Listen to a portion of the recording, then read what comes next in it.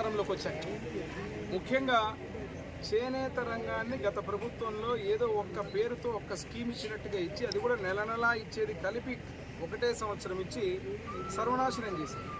అంటే ఈరోజు చేనేత రంగంలో ఒకసారి మీరు చూస్తే దాదాపుగా ఇళ్ళు కానీ, పెన్షన్లు కానీ, అదే రకంగా వాళ్ళ జీవనోపాధికి సంబంధించినటువంటి అత్యంత కీలకము ఎమ్మెగనూరులో ఉన్నటువంటి టెక్స్టైల్ పార్క్, నేను ఎప్పటి నుంచో మా తండ్రి గారు చెప్తున్నటువంటి అపరెల్ పార్కు, టెక్స్టైల్ పార్కు, ఇవన్నీ కూడా ఆ రోజు మన కూటమి ప్రభుత్వం అధికారంలోకి వచ్చినాక శాంక్షన్ చేస్తే దాన్ని రాజకీయ దురుద్దేశంతో అదే భూమిలో పట్టాలిచ్చి ఆ పట్టాలు ఇచ్చినటువంటి చరిత్ర వైసీపీ పార్టీ. ఈరోజు మళ్ళీ అదే విధంగా చూస్తే ముఖ్యమంత్రిగా నారా చంద్రబాబు నాయుడు గారు, డిప్యూటీ సీఎం పవన్ కళ్యాణ్ గారు, మా యువ నాయకుడు నారా లోకేష్ బాబు గారు, కూటమి ప్రభుత్వం నరేంద్ర మోడీ గారు, ఎన్డీఏ గవర్నమెంట్ వారి సహకారంతో ప్రత్యేక దృష్టి పెట్టి చేనేతలకు సంబంధించి ఈరోజు కరెంటు 200 యూనిట్లు, అదే రకంగా 500 యూనిట్స్ ఏదైతే ఉందో పవర్ లూమ్స్ కూడా సబ్సిడీ ఇచ్చి మళ్ళీ ఒక చరిత్ర యువగల రథసారథి ఆ రోజు నారా లోకేష్ బాబు గారు పాదయాత్రలో చెప్పిన మాటని ఈరోజు సాకారం చేసుకోవడం జరిగింది. ఇదే వార్డులో నేను నడుస్తూ పోతున్నప్పుడు చేనేత మహిళలు వారి ఇంటింటికి పోయి మేము నెంబర్లు పెట్టుకొని అడుగుతున్నాం, ఏ రకంగా సమస్యలు ఉన్నాయి, సాంకేతికంగా ఏదైనా సమస్య ఉందా, బిల్లులు పడేటువంటి దాంట్లో ఈరోజు ఫ్రీగా. మీరు ఇంకొకటి కూడా గమనిస్తే చేనేతలే కాదు, గత ప్రభుత్వంలో అన్ని వర్గాలకు సంబంధించి సిగ్గు లేకుండా 9 సార్లు కరెంటు బిల్లు పెంచారు. విపరీతమైనటువంటి బరువు బడుగు బలహీన వర్గాలు, ఎస్సీ ఎస్టీ మైనారిటీల మీద మోపారు. ఈరోజు చేనేత రంగంలో ఏదైతే ఎలాగా సబ్సిడీ ఏదైతే ఇస్తున్నామో అదే విధంగా ప్రత్యేకంగా ఈరోజు ఒక్క 19-20 నెలల పాలనలో ఒక్క రూపాయి కూడా కరెంటు ఛార్జీ పెంచిన దాఖలాలు లేవు. ఈరోజు గర్వంగా చెప్తాం ఈ మాట.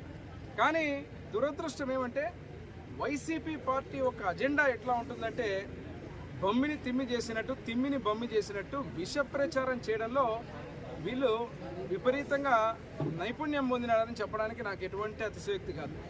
నేను కారణాలు చెప్తాను ఎక్కడెక్కడి నుంచి ఏదనేది. మొట్టమొదటి కారణం తీసుకుంటే రాజధాని ఉదాహరణ. అమరావతి రాజధానిని ఒప్పుకొని వైసీపీ అధినేత జగన్మోహన్ రెడ్డి అదే ఊర్లో నేను ఇల్లు కూడా తీసుకుంటున్నా, నాకేం అభ్యంతరం లేదని శాసనసభ సాక్షిగా చెప్పి అధికారంలోకి రాగానే మాట మార్చి 3 రాజధానులను చెప్పాడు. 2, ఉత్తరాంధ్ర విశాఖ ప్లాంటు ఎన్నిసార్లు చెబుతున్నాం, ఆ విశాఖ ప్లాంటుకు సంబంధించి ప్రత్యేక నిధులు ఏర్పాటు చేసి కేంద్ర ప్రభుత్వంతో మాట్లాడి ఒప్పించి ప్రైవేటీకరణ జరగడం లేదు అని చెప్పి లోకేష్ బాబు గారు, ముఖ్యమంత్రి గారు, కేంద్ర మంత్రులు వచ్చి స్వయంగా చెప్పినా లేదు జరుగుతుందంట, ఏదో అపోహ కల్పించి ఏ రకమైన అనుమానాలు సృష్టించడం అనేది ఈ పార్టీ అజెండా. ఈరోజు మళ్ళీ ఇక్కడ కూడా ఎమ్మెగనూరులో వచ్చినప్పుడు మీరు చూస్తే చేనేతలు ఈరోజు ఇంతమంది ఇన్ని రకాలుగా ఇబ్బందులు పడుతుంటే ఎమ్మెగనూరు వీవర్ కోఆపరేటివ్ సొసైటీ మీద నేను ప్రత్యేకంగా నిన్న ప్రెస్ మీట్లో కూడా చెప్పడం జరిగింది.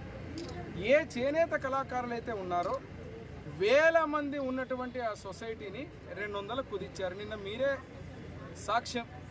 ఎంతమంది జనరల్ బాడీకి వచ్చారని చెప్పి మాట్లాడుతున్నారు. 210 మంది 220 మందిలో వస్తే ఆ 210 మంది వ్యతిరేకించినారని వీళ్ళే రికార్డెడ్గా ఒప్పుకుంటున్నారు. అంటే నాకు ఆశ్చర్యం కలిగింది. ఈరోజు పొద్దున్నే సాక్షి పేపర్ చూడంగానే ఎమ్మెల్యేకు జలక్కు, ఎమ్మెల్యేకు పాపం ఓట్లు వేసిన చేనేతలు ఏది కూడా వ్యతిరేకం చేశారని. ఒకటి గుర్తుపెట్టుకోవాలి, బుట్టా రేణుకమ్మ గారు, వైసీపీ పార్టీ నాయకులు, ఎవరైతే 1000 మంది ఉన్న సొసైటీలో నుంచి బయటికి పోయినటువంటి చేనేతలందరూ ఎన్ని వేల మంది ఉన్నారు, ఆ చేనేతల ఓట్లు మీకు పడలేదు. పడినటువంటి ఓట్లు ఎవరికైతే ఉన్నాయో ఎమ్మెల్యే గారికి ఈరోజు చేనేతలు ఇంతమంది 1000 మంది ఈరోజు చేనేత కులస్తులందరూ పెద్ద మెజారిటీ చేశారంటే ఎమ్మెల్యేకు వ్యతిరేకంగా ఉన్నారని మీరు చెబుతున్న వ్యక్తులు ఎవరైతే పాపం అమాయకులు ఉన్నారు, ఆ అజెండాల గురించి మాట్లాడినప్పుడు వాళ్ళకి అవగాహన కల్పించకుండా వాళ్ళకి మాయమాటలు చెప్పి వాళ్ళ చేనేత బ్రతుకులకు బాగు చేయాలనే ఉద్దేశంతో ఒక చర్య చేస్తే దాన్ని అమరావతి లాగా, విశాఖ ప్లాంట్ లాగానే ఈరోజు కూడా తప్పుగా ఒక పదాన్ని అడ్డుపెట్టి మార్కెటింగ్ మర్జర్ అనే దాన్ని విలీనమని చెప్పి మాట్లాడారు. నేను సూటిగా బుట్టా రేణుకమ్మ గారికి నేను ఒక సవాల్ విసురుతున్నాను. ఎక్కడైనా కానీ డాక్యుమెంట్ కానీ వైడబ్ల్యూసీఎస్ సొసైటీ ఆస్తులు కానీ ఎక్కడైనా కానీ మారుతాయి, లేకపోతే దాని ఆస్తుల అమ్మకానికి పెట్టాము, లేకపోతే ఆప్కోలో మర్జ్ చేస్తామనే డాక్యుమెంట్ ఎక్కడైనా ఉందా? ఎక్కడైనా ఉండింటే నేను రాజకీయాల నుంచి తప్పుకుంటా. నీకు దమ్ముంటే బుట్టా రేణుకమ్మ గారు మీరు రాజకీయాల నుంచి తప్పుకుంటారా మాట మీద నిలబడండి.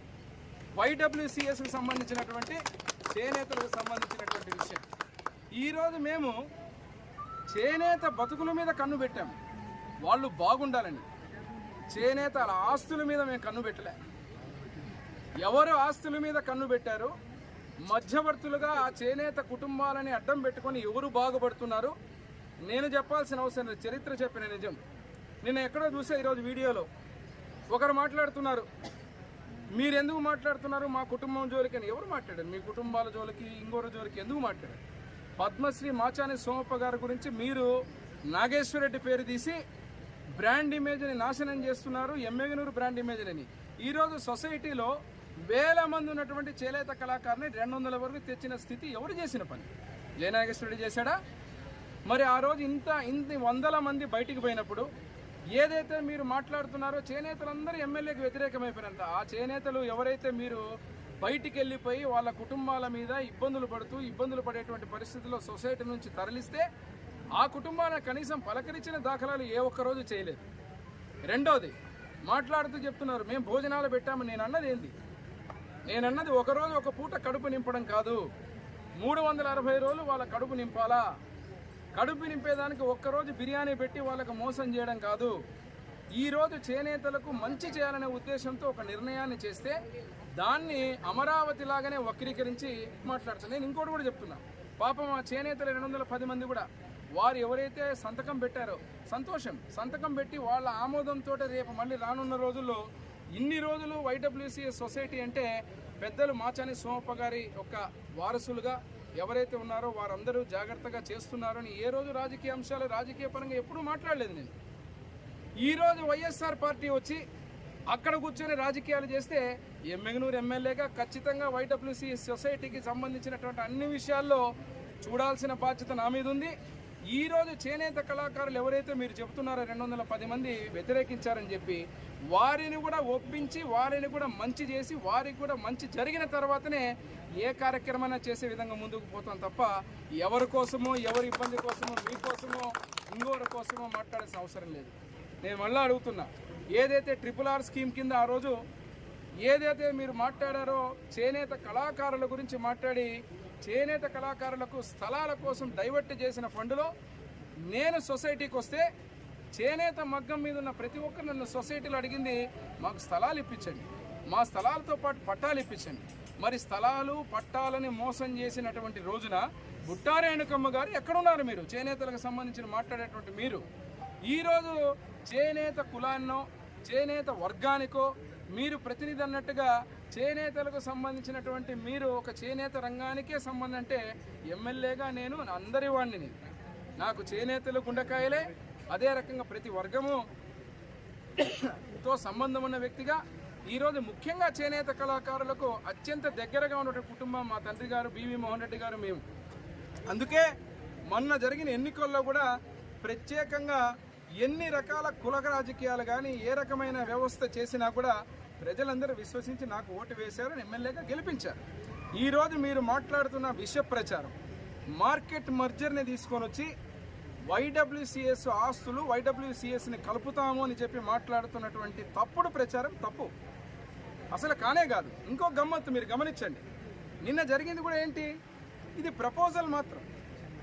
ఈ ప్రపోజల్ని మీరే జనరల్ బాడీలో ఉండి వ్యతిరేకించినామని చెప్పి కలిపేస్తున్నారని ప్రచారం చేస్తున్నది మీరు కదా.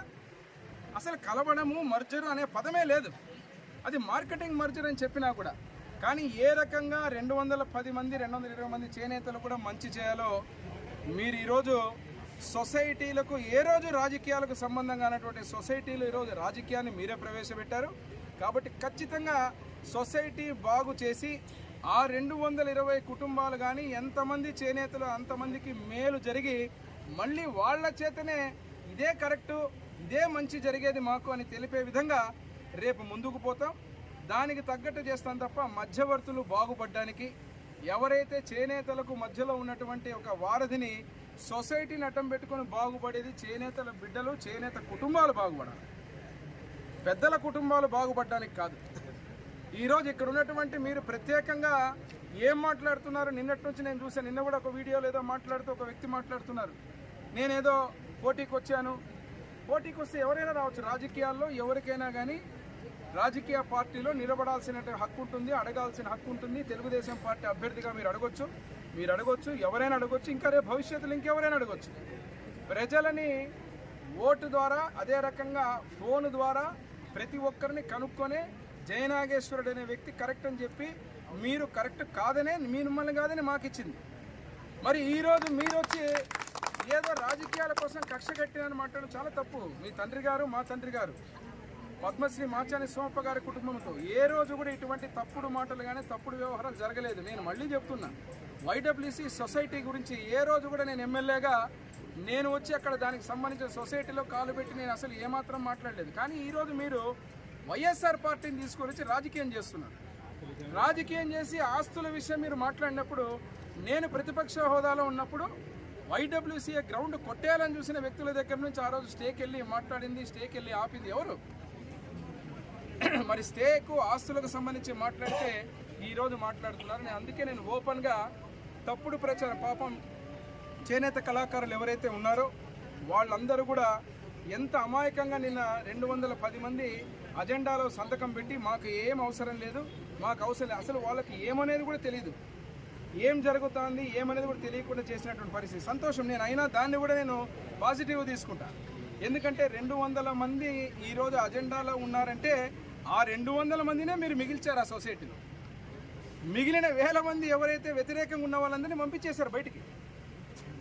కాబట్టి ఆ 1000 మంది ఎక్కడున్నారో బయట ఉన్న వాళ్ళందరూ ఓట్లు వేసి గెలిపించినటువంటి వ్యక్తులు. ఈ చేనేతలు కావచ్చు, ఏ చేనేతలు కావచ్చు, మనకున్నటువంటి బయటున్న లోపలున్న ప్రతి ఒక్క చేనేత రంగానికి కూటమి ప్రభుత్వం ముఖ్యంగా అనేక పథకాలు, అనేక సంక్షేమ పథకాలు ఇస్తున్నాం. రేపు వైడబ్ల్యూసీఎస్కి సంబంధించిన దాంట్లో ఖచ్చితంగా జయనాగేశ్వరుడు ఎమ్మెగనూరు ఎమ్మెల్యేగా ఆ సొసైటీని బలోపేతం చేసి చేనేత కళాకారులు ఎవరైతే ఉన్నారో వాళ్ళ జీవితాల్లో మళ్ళీ పద్మశ్రీ మాచాని సోమప్ప గారు ఏ ఆశయాలతో ఆ సొసైటీ పెట్టారో ఆ సొసైటీకి పూర్వవైభవం తెచ్చేంత వరకు కూడా వదిలిపెట్టాం, ఖచ్చితంగా చేస్తాం. అదేవిధంగా నేను మరొక్కసారి ఇక్కడ ఉన్నటువంటి పాత్రికేయ మిత్రుల ద్వారా ఒకటి అడుగుతున్నాను. ఏదైతే మీరు ఆస్తుల గురించి మాట్లాడుతున్నారు, అంటే ఆస్తుల గురించి మాట్లాడినప్పుడు ఆస్తుల మీద సమస్యలు ఉన్నటువంటి వ్యక్తులు ఎవరు? ఆస్తుల గురించి మాట్లాడే వ్యక్తులు ఎవరు?